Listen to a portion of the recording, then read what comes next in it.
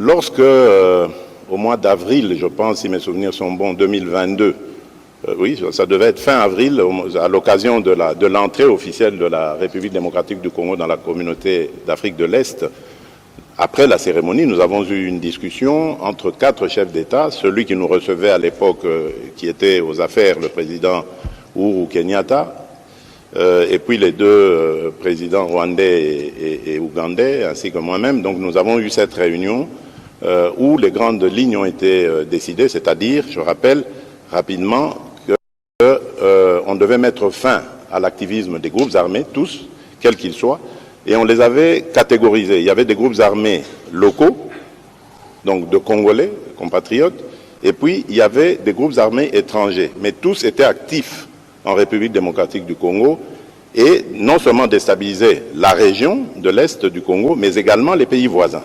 Et dans les groupes armés étrangers, on avait visé les FDLR pour le Rwanda et les Red Tabara pour le Burundi. Alors, pour cela, on a dit on mettait un contingent en place composé de forces de plusieurs pays, sauf le Rwanda, ça c'était sur l'insistance de la République démocratique du Congo, pour, dans un premier temps, tenter la dissuasion. Donc en tendant la main, on avait demandé à tous les pays concernés de tendre la main à leurs activistes armés. Et la République démocratique du Congo avait été désignée comme devant montrer l'exemple. Ce que nous avions fait, je me rappelle, après je restais quelques jours à Nairobi pour attendre justement ces groupes armés, dont le M23, souvenez-vous, à l'époque. Malheureusement, pour des raisons techniques, je devais rentrer, ça ne se faisait pas assez rapidement, c'est la MONUSCO qui devait nous aider aussi, entre autres, à les faire venir. Donc, ça fait que j'ai dû rentrer à Kinshasa, mais je me suis adressé à ces groupes quand même par visioconférence, parce que c'était... Et alors, au moment où nous étions dans cette discussion, il y a eu beaucoup de compatriotes qui étaient arrivés, représentant leurs groupes armés. C'est là que le M23 choisira de rouvrir les hostilités sur le champ de bataille. Alors nous avons compris qu'en fait, c'était un empêcheur de tourner en rond. Et c'est à ce moment-là que nous l'avons désigné comme groupe terroriste et coupé désormais tout contact avec ce groupe-là. Donc ça, c'était pour le rappel historique. Et donc, depuis lors, le Rwanda qui niait à ce moment-là l'évidence, parce qu'à plusieurs reprises, j'avais demandé au président Kagame de reconnaître si c'était vraiment lui qui était à l'as de cette agression, il l'a nié, jusqu'au moment où on a commencé à faire des prisonniers rwandais, à trouver des preuves de l'implication du Rwanda et à avoir la preuve la plus officielle par les experts des Nations Unies qui établissaient aussi la présence de l'armée rwandaise sur notre sol. Et là, ils ont changé de narratif, ils ont commencé à nous accuser de soutenir les FDLR. Alors que je fais encore là un petit rappel rapide, en 2019, à 2 reprises, c'était d'ailleurs à l'initiative du défunt général, paix à son âme, Delphin Kayimbi, j'ai validé le retour sous l'égide des Nations Unies de 2 colonnes, à 2 reprises, c'était des colonnes importantes d'éléments FDLR avec leurs dépendants, donc femmes et enfants, qui sont retournés au Rwanda. Donc s'il y avait vraiment des gens qu'on ne pouvait pas soupçonner de soutenir les FDLR, c'est bien nous, parce qu'on a fait cet exercice-là. Et donc, je referme la parenthèse, mais malgré ça, le Rwanda a continué à réveiller ce M23, je dirais même pas réveiller, c'est caché derrière le M23. Et c'est ça la raison pour laquelle je ne discute pas avec le M23. Les négociations ou discussions, moi je préfère dire discussions, je les veux. Je les veux qu'avec le Rwanda, parce que c'est lui mon agresseur. Et je l'ai dit d'ailleurs dans la salle à Addis Abeba, à Paul Kagame lui-même, en disant « C'est vous que je veux avoir de face à moi dans une discussion pour savoir et vous poser la question de savoir qu'est-ce que vous voulez à mon pays et à mon peuple. Pourquoi vous continuez indéfiniment de tuer mes compatriotes et de piller les ressources de mon pays. C'est tout ce que je veux comme thème du dialogue, parce qu'il n'y a rien d'autre. Je ne lui dois rien, il ne me doit rien.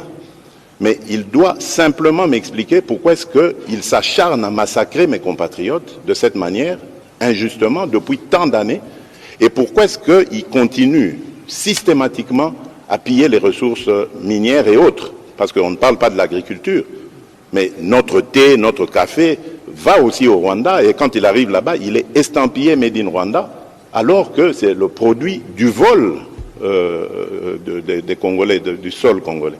Donc voilà, c'est ça qui justifie le fait que je ne veux pas de négociation avec cette coquille vide qu'on appelle le M23. Et d'ailleurs, j'en veux pour preuve le cas de l'Angola, poser la question au président angolais, qui m'avait aussi demandé cette autorisation d'entrer en contact avec le M23 parce qu'il savait que moi je ne voulais pas discuter avec eux. Je lui ai dit, président, faites-le, mais vous me donnerez raison, vous verrez très vite que ces gens sont des pantins du Rwanda. Ils ne continueront pas ces discussions parce qu'ils savent que vous allez découvrir que derrière ça, ce sont des Rwandais qu'il y a. Pas beaucoup. J'ai vu quelques Congolais irresponsables qui ont osé dire oui, mais on a vu le M23, il n'y a que des Congolais là-dedans. Tant pis pour eux, l'histoire les jugera un jour. Mais je peux vous certifier que le M23 n'est pas congolais. Mais voilà pourquoi d'ailleurs, ils refusent d'aller en cantonnement. Parce qu'ils savent que quand ils seront cantonnés, nous allons demander l'identification de tous ces gens. Tout à fait. Ces soi-disant combattants. Et nous découvrirons que ce sont des Rwandais et non des Congolais. On prend quelques aventuriers, on les place devant et on fait croire que c'est une revendication congolaise. Alors, nous sommes un pays démocratique, nous venons de sortir d'élections démocratiques comme il n'y en a jamais eu dans ce pays. Pas de coup de feu, pas de coupure d'Internet, pas d'exclusion de candidats qui qu'il soit. On est allé à des élections transparentes avec la participation ou l'observation de toutes sortes d'organisations internationales. Il n'y a pas mieux. Il n'y a pas mieux. Alors s'ils avaient des revendications à faire, c'est par le truchement des élections et non pas en prenant des armes. Voilà, on va continuer sur ce registre avec Marcène Goy. Entre-temps, j'ai vu que Madame Gaëlle demandait la parole. Peut-être qu'elle peut déjà avancer vers le micro aussi pour sa question. Je me demandais pourquoi il n'y avait toujours pas de dames, mais c'est très bien. Alors, elles sont là, elles sont dans la salle, elles prendront la parole au fur et à mesure. Monsieur Monsieur Marcène Goy. Dans votre mandat, vous aviez effectué une tournée dans les 9 pays limitrophes. Très bien. Vous avez été à Kigali. Et lorsqu'il y a eu les funérailles de feu Étienne Tshisekedi, votre père, votre défunt père, nous avons vu venir Kagame à Kinshasa pour vous consoler. Et lorsqu'il y a eu éruption volcanique, le Rwanda a démontré qu'il demeurait un pays qui peut s'ouvrir au Congo en cas de catastrophe. C'est ça. Et donc, en tant que pays voisin, donc nous sommes obligés de vivre ensemble. Les deux pays, la RDC et le Rwanda, doivent vivre ensemble. Totalement d'accord. Et vers la frontière, vous aviez pris des photos qui ont semblé dire qu'il y avait même des accords qui auraient été signés à cette occasion-là entre vous et le président Kagame. Vous revenez tout fraîchement de Nairobi. À Nairobi, vous avez été très ferme sur la question qui concerne... À Addis Abeba plutôt. Vous avez été très ferme. Il n'y a pas eu de photos de famille, pas de poignées de main historiques, pas de rencontres directes. Le protocole s'est arrangé pour vous mettre éloignés. Et donc, on semble avoir vu entre les deux présidents une distance, mais aussi entre les deux pays. Maintenant, la question de savoir comment vider le prétexte, parce que finalement, les FDLR deviennent un prétexte qui sous-tend la vision expansionniste du Rwanda vers le territoire congolais. Et comment aussi vider le prétexte du président Kagame qui pense aujourd'hui défendre la cause de Tutsi congolais, le Banyamulenge, dont il prétend être aujourd'hui, il s'érige en défenseur acharné. Y a-t-il effectivement des accords signés à cette occasion lorsqu'il y avait eu éruption volcanique? Et où en sommes-nous avec les opérations militaires conjointes entre la RDC et l'Ouganda, dans la partie Nituri? Marcel, vous posez 3 questions. Merci. Oui. Excellence, Monsieur le Président. Notez-les-moi bien.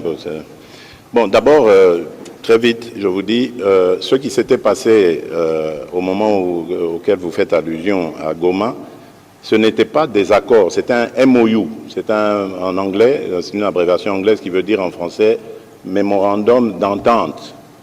Donc nous étions d'accord pour ouvrir des négociations afin d'arriver à un accord, justement pour éviter le pillage de l'or congolais. Donc exactement ce que vous entendez que nous avons fait aujourd'hui avec Primera Gold, cette coopération qu'on a faite avec comment on appelle ça, joint venture. Une joint venture, merci Monsieur le Ministre, que nous avons fait à travers cette firme Primera Gold avec les Émiratis, les Émirats Arabes Unis. C'est exactement ce que nous aurions dû faire avec le Rwanda et que nous avons immédiatement stoppé lorsque nous nous sommes aperçus de leur supercherie dans ce coup de poignard dans le dos. Donc, pour revenir au FDLR dont vous dites, donc j'espère que là c'est clair, il n'y a pas d'accord. Ah oui, je voudrais profiter aussi de cette occasion pour tordre le cou à une rumeur qui a fait son chemin et qui voudrait confirmer le fait que le M23 a été invité ici à Kinshasa par moi à une certaine époque 2019, et que je les aurais laissés. C'est archi faux. Je n'ai aucun contact avec eux. Mais en revanche, je reconnais qu'il y a eu des gens des représentants du M23 ici. Et c'était à l'époque où nous avions pour ministre de l'Intérieur M. Gilbert Kankondé. C'est lui qui est venu, qui m'en avait parlé à l'époque. Et j'avais refusé catégoriquement de le recevoir. Parce qu'il promettait, disait-il, après qu'on les ait reçus, de trouver des solutions pour amener la paix à l'Est. À ce moment-là, ils ne nous agressaient pas encore, pour trouver des solutions. Je trouvais leur raisonnement farfelu, bien qu'ils disaient qu'ils n'avaient aucune exigence, etc. Ils sont restés le temps qu'ils sont restés, je ne sais même pas combien de temps, mais moi j'avais rejeté l'idée de les rencontrer. Je ne les ai jamais rencontrés. Et donc je voudrais que ce soit ferme, que ce soit dit fermement. Donc ils ont peut-être rencontré le ministre de l'Intérieur pensant qu'il le faisait en mon nom, ce qui peut être normal, mais je tiens à dire ici qu'il les avait invités, si c'est lui ou c'est eux qui s'étaient invités, à mon insu. Je n'étais pas d'accord et lorsqu'on m'a proposé de les rencontrer, j'avais refusé cette idée. Alors, pour parler des FDLR, au moment où les relations étaient bonnes avec le Rwanda, j'avais reçu une délégation rwandaise ici, qui me disait, on parlait des FDLR à ce moment-là, ils m'ont dit, Monsieur le Président, vous savez, à vrai dire, les FDLR, c'est devenu une force résiduelle composée de moins de 2000 hommes qui ne menacent même plus la sécurité de notre pays. Mais ce que nous craignons, c'est ce dérapage idéologique où dans le discours on vilipende les Tutsis, etc. Je dis, mais ça, c'est inhérent à tout pays. Hein. Notre pays, c'est 450 tribus. Ce n'est pas que avec les Tutsis congolais qu'il y a des problèmes. Il y a des problèmes même, on l'a vu récemment, pour les Kassaïens, les Luba du Kasaï au Katanga. C'est pas pour ça que l'Angola, qui a aussi des populations lubaphones, se lève un matin pour dire, ça y est, moi je viens au Katanga pour défendre les Luba du Kasaï qui sont menacés. Les Teke et les Yaka ont des problèmes ici. Le Congo-Brazza qui en compte, ainsi que le Gabon, ne se réveille pas pour dire, voilà, on va défendre les Teke à Kwamut, etc. Donc, c'est totalement farfelu comme histoire. Nous sommes un pays souverain. Nous sommes capables de défendre nos propres concitoyens et nous sommes en mesure de les sécuriser. Voilà pourquoi, d'ailleurs, je profite de l'occasion pour dire que je suis le seul, si pas le premier, en tout cas, président de la République démocratique du Congo, à avoir dit haut et fort, en parlant des Banyamulenge, mais j'élargis même à tous les Tutsis congolais que ce sont nos compatriotes. Il y a des Banyamulenge qui sont morts pour cette République et sous le drapeau.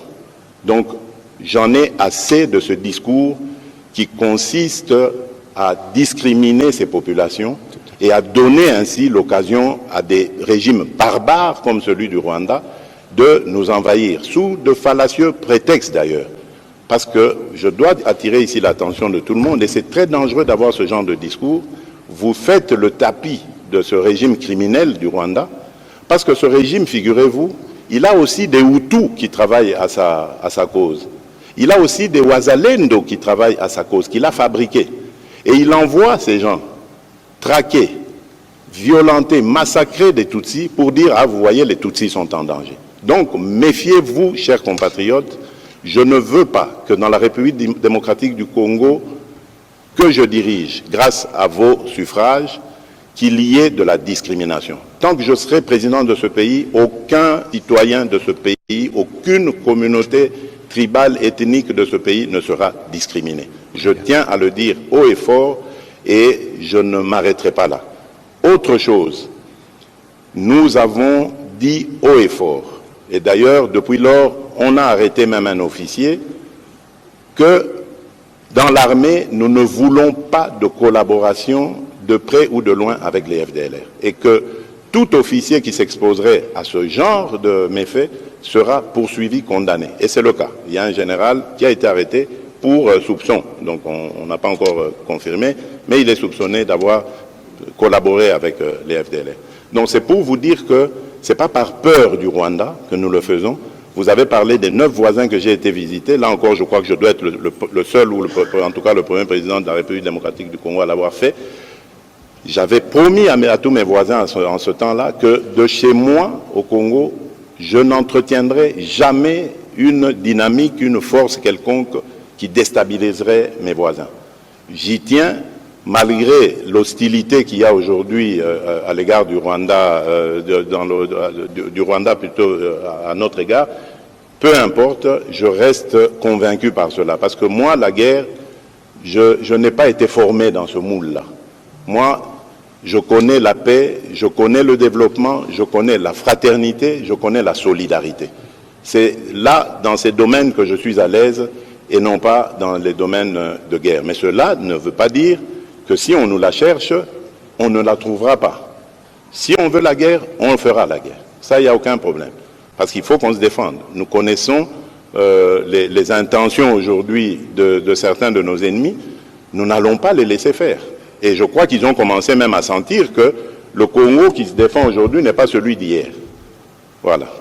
Monsieur le Président de la République, tout à l'heure, vous parliez justement de discussions que vous aviez eues à Nairobi. Je me souviens qu'à Nairobi, l'une des résolutions était que tous les pays qui avaient des groupes armés, ils avaient l'obligation de discuter avec les groupes armés. Bien sûr, la question des FDLR ne doivent pas être... Et le Burundi avait commencé avec les Red Tabara, ils avaient commencé, mais la question des FDLR, bon, elle est assez spéciale, et je crois que c'est vrai qu'il y avait ce volet-là que je devais...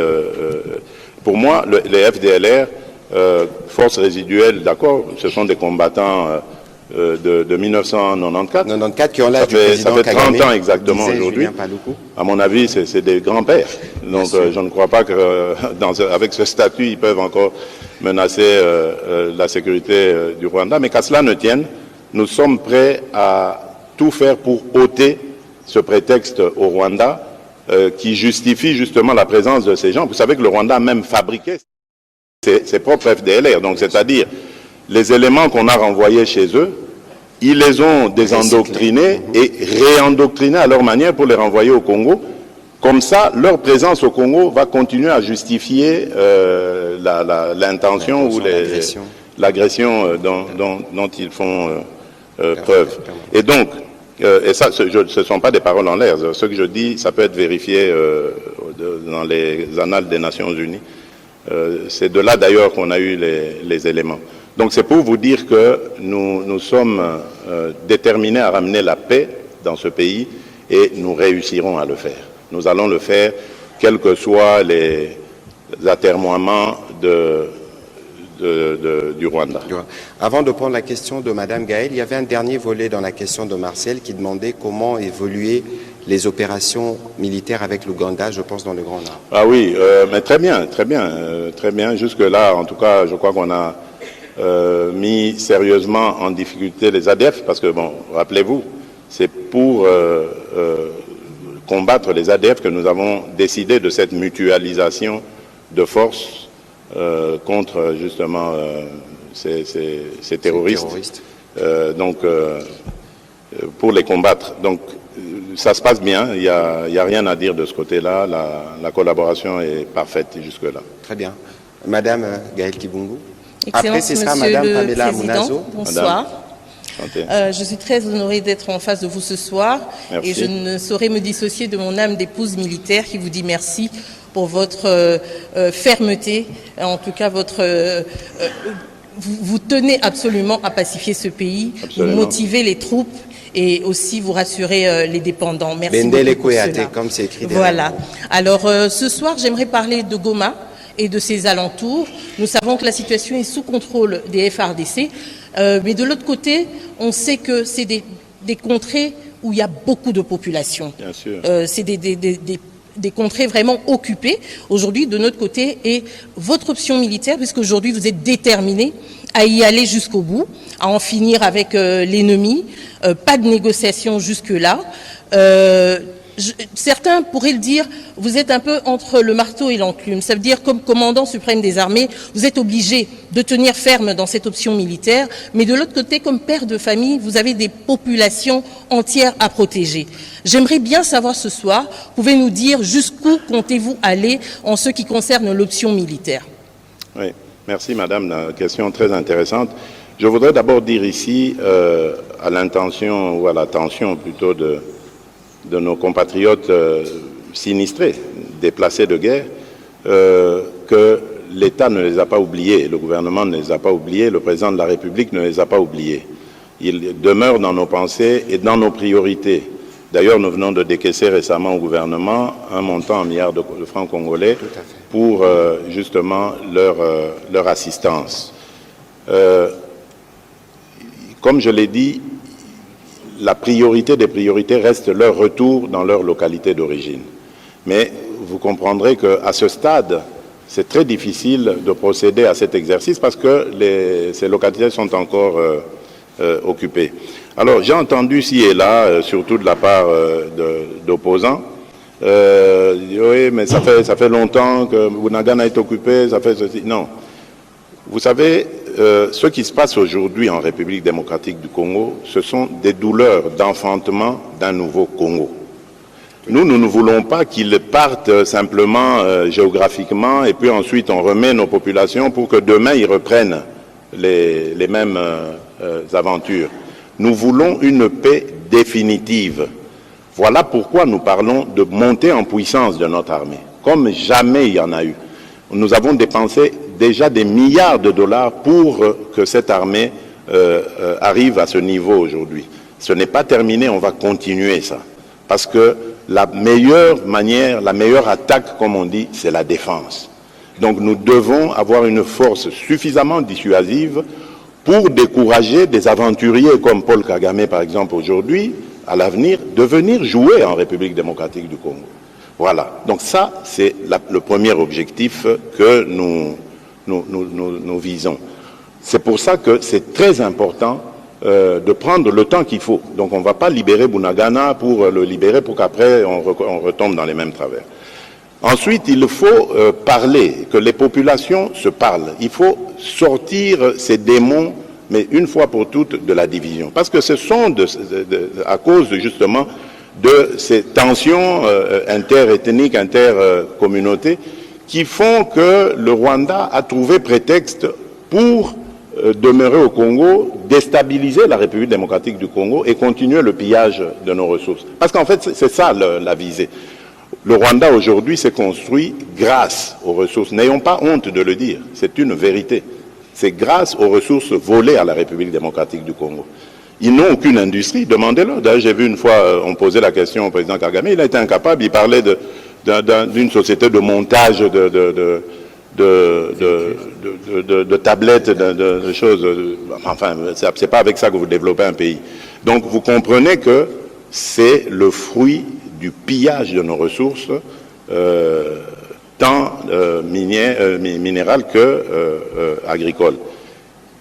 Et raison de plus encore pour vilipender, condamner cette attitude de l'Union européenne qui ose signer un MOU avec un receleur. Parce que c'est des produits volés à la République démocratique du Congo qu'il va vendre à l'Union européenne. Je me demande comment ils vont faire ça. On en parlera peut-être plus tard. Donc voilà ce que je peux vous dire. Je tiens vraiment à rassurer nos compatriotes. Nous ne les avons pas oubliés. Un jour, je leur fais cette promesse, ils vont rentrer chez eux, mais alors là, pour une paix durable et définitive. Parce que c'est ce Congo-là que je veux, ce Congo qui va se tourner vers son développement. Et nous l'aurons, ce Congo. Vous pouvez me faire confiance. Voilà, merci beaucoup, Monsieur le Président de la République. On va enchaîner avec Madame Pamela Mounazo. Je reviendrai à vous, Madame Élisée Odia, pour votre question. utilise et il recycle les FDLR qui étaient déjà ici Oui, renvoyés je dis, chez il eux. a ses Ouazalendo. C'est Ouazalendo. Voilà, donc c'est-à-dire, pour semer la confusion, il en a pris, fabriqué, il les fait passer pour des Ouazalendo, alors que ce sont des traîtres, des traîtres à la nation. Ils se déguisent en Ouazalendo, alors que les Ouazalendo sont de braves patriotes, guerriers redoutables, que la nation ne doit jamais oublier, parce que ces gens ont pris les armes de leur propre chef pour combattre l'envahisseur. Donc, les Ouazalendo sont des gens à honorer, à gratifier. Malheureusement, comme dans toute organisation, il y a toujours des esprits faibles qu'on prend, qu'on manipule, pour faire croire évidemment que l'état d'esprit des Ouazalendo, c'est de massacrer les autres communautés. Ce n'est pas vrai. Ils veulent protéger leur pays et ils ont raison. Ils ont toute ma sympathie et tout. Et d'ailleurs, vous avez créé la réserve d'armée de la défense pour encadrer toutes ces forces. Madame Pamela Mounazo, allez-y avec votre question. Bonsoir, Monsieur Madame. le Président. Alors, le Conseil de sécurité des Nations Unies s'était réuni mardi dernier. C'était sur la situation sécuritaire en République démocratique du Congo. Concrètement, Monsieur le Président, par rapport, aux décisions prises autour de cette rencontre, est-ce que vous êtes satisfait de cela ou plutôt inquiet? Et la deuxième chose, c'est de plus en plus, il y a des pressions qui sont exercées sur le Rwanda par la communauté internationale. Est-ce que vous pensez que ça va porter des fruits? Moi, je crois, et j'ai toujours dit d'ailleurs au secrétaire général des Nations Unies, à tous mes interlocuteurs, surtout ceux dont les pays sont membres du Conseil de sécurité, que notre satisfaction, nous l'aurons que lorsqu'il y aura des sanctions, que le Conseil de sécurité des Nations Unies décidera de prendre des sanctions contre le Rwanda. Parce que pour la même chose qu'a fait la Russie, il y a eu une pluie de sanctions. Pourquoi est-ce que dans le cas qui est similaire à celui de la Russie et de l'Ukraine, pourquoi est-ce que dans notre cas, il n'y a aucune sanction? Donc, tant qu'il n'y aura pas cela, tout ce qu'il y aura comme résolution, pour moi, sera, on va dire, peut mieux faire comme mention. Sur les pressions exercées sur le Rwanda? Les pressions doivent continuer, c'est très bien, mais les pressions, lorsque elles ne sont pas entraînées de contraintes, ça risque de finir par lasser la personne ou l'institution qui est pressée, et finalement, ça risque de ne pas donner de résultat. Donc je crois que pression, oui. On a vu d'ailleurs que ils ont été assez affolés, ils ont eu des réactions un peu à l'emporte-pièce, mais ça ne suffit pas. C'est un bon début, on va dire, mais comme je disais tout à l'heure, s'il faut donner une mention, on va dire peut mieux faire. Et nous ne demandons que ça de la part de la communauté internationale, de faire davantage. Et ce serait justice pour les millions d'âmes congolais perdus. On va prendre la question de M. Willy Kalengai. Je vais demander à Mme Élisée Desprez d'avancer, comme ça elle posera la prochaine question avant qu'on ne continue avec les questions récoltées de ce côté. Monsieur Kalengai. Monsieur le Président, notre pays, la RDC n'est pas le seul pays au monde qui a des ressources naturelles. Il y a beaucoup de pays qui ont des ressources, mais malheureusement, chez nous, l'exploitation des ressources provoque la mort et la désolation. Nous en sommes à autour de 12 millions, c'est énorme. Vous venez de dire tout à l'heure que le Rwanda sert de receleur, et le président Kagame récemment a dit que, évidemment, le produit passe par le Rwanda et vont ailleurs. Voilà. Où est-ce que ces produits vont? Et c'est là ma question. Au début, on pouvait se dire que derrière le Rwanda, il y avait des multinationales, il y avait des groupes mafieux, il y avait toute la pègre mondiale qui s'accaparait de nos richesses. Mais quand nous avons suivi les MOU signés entre l'Union européenne et le Rwanda, nous nous sommes demandé si effectivement, derrière le Rwanda, il n'y avait pas des États, des vrais États, et qui nous envoyaient ainsi un message. Très bien. Alors, la question est celle-ci. C'est vrai, vous venez de dire que vous pouvez négocier avec les Rwandais, mais au-delà du Rwanda, avons-nous identifié les forces politiques, les États, notamment l'Union européenne, avons-nous identifié les vrais négociateurs? Parce que c'est avec eux qu'il faut négocier pourquoi l'exploitation de nos ressources doit donner la mort aux Congolais. Alors, la négociation pourrait être celle-là, la tripartite notamment. Comment exploiter les ressources naturelles du Congo en faisant prospérer le pays et en ayant la paix. Et ça, ce n'est pas avec les Rwandais qu'on peut négocier. À vous, les chefs de l'État, je demande, est-ce que vous avez envisagé de négocier avec les autres? Parce que les autres, quand nous suivons ce qu'ils disent, ils disent que le Congo n'a pas voulu respecter l'accord cadre d'Addis Abeba. C'est comme ça qu'on lui a remis les M23. Bon, je ne sais pas où est-ce que vous allez tirer ces informations-là, de qui vous allez les tirer. Mais je voudrais vous dire à propos de l'accord cadre, s'il y a vraiment un pays qui respecte les termes de l'accord cadre, c'est bien la République démocratique du Congo, car nous avons même désigné un coordonnateur comment on appelle ça là, le coordonnateur de suivi. De suivi, voilà, merci. Merci, le coordonnateur de suivi de l'accord cadre. Et nous sommes le seul pays parmi tous les signataires à avoir un coordonnateur. Donc quand on vient, par exemple, l'envoyé spécial du secrétaire des Nations Unies dans les Grands Lacs vient à Kinshasa, il voit ce coordonnateur, parce que c'est lui qui est chargé au niveau des Nations Unies de le faire. Donc, qu'est-ce qu'on n'a pas respecté? Je ne crois pas. Non, je ne pense pas. Je crois d'abord qu'il y a peut-être une responsabilité de la République démocratique du Congo. Je le disais tout à l'heure à votre consoeur. Nous devons nous montrer dissuasifs vis-à-vis des agresseurs. Parce que c'est vrai, il n'y a pas que la République démocratique du Congo ou son sous-sol qui regorge d'autant de richesses, mais est-ce qu'ailleurs, il y a autant de perméabilité dans le système de défense de ces pays-là? Non. Est-ce qu'ailleurs, il y a autant de complicité interne? Parce que nos compatriotes aussi ont pris goût à ce trafic. Je ne crois pas. Est-ce qu'il y a autant de lois qui protègent les ressources naturelles de ces pays? Suffisamment de lois en tout cas pour ne pas permettre le trafic, etc. Donc nous devons faire aussi cet effort de réflexion sur nous-mêmes, mais en même temps le travail que nous avons déjà commencé et qui consiste à demander à tous ces pays et les multinationales auxquelles vous faites allusion, parce que moi je pense plutôt que ce sont des multinationales et non des États qui sont derrière ça. Nous ne savons pas les identifier, mais à travers les pays que nous contactons, parce que nous savons plus ou moins où logent ces multinationales, nous essayons de faire passer le message pour dire venez discuter avec le propriétaire